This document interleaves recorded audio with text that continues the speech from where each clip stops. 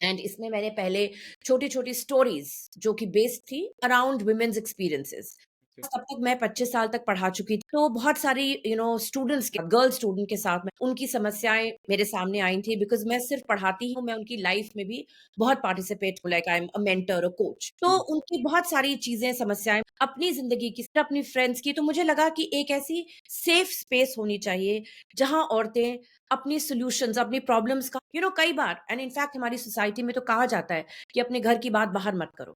लेकिन अगर मुझे कोई प्रॉब्लम है, तो मैं कैसे सॉल्व करूँ? उसको अंदर तो लेके नहीं रख सकती, कोई ऐसा डिवाइन इंटरवेंशन तो होने नहीं वाला कि वो अपने आप सॉल्व हो। तो मुझे लगा कि इस तरह से स्टोरीज़ लिखने शायद कुछ इश्यूज़ को तो धीरे-धीरे फिर मैंने इसको एक्सपैंड किया और आज जो मेरी मैगज़ीन है अबाउट हर मैग, वो अब इतनी बड़ी हो गई है कि उसमें ना सिर्फ स्टोरीज लेकिन वुमेन के लिए health, beauty, fitness, recipes, travel, books of course क्योंकि मुझे बुक्स का बहुत शौक है and in fact even inspirational stories of women जो मेरे आसपास हैं। पहले मैंने इनके बारे में आर्टिकल लिखती थी, अब ऑफ कोर्स मेरी पॉडकास्ट है जिनमें मैं इन ऐसी औरतों से बात करती हूँ और मुझे लगता है इंस्पिरेशनल स्टोरीज जब और औरतें सुनती हैं वो इंस्पायर हो। कि एक चीज मैंने अपनी लाइफ में ये भी देखी है कि मेनी टाइम्स औरतें फील करती हैं कि हम अपने बारे में हम कॉन्फिडेंट नहीं होते। हमें बहुत डाउट होता है कि वही हमारी अपब्रिंगिंग ऐसी है या सोसाइटी है, तो हमें बहुत डाउट होता है कि जो हम कर रहे हैं वो ठीक है या नहीं। लेकिन अगर कोई और औरत वही चीज़, वही एक्सपीरियंस तो हमें लगेगा कि हाँ,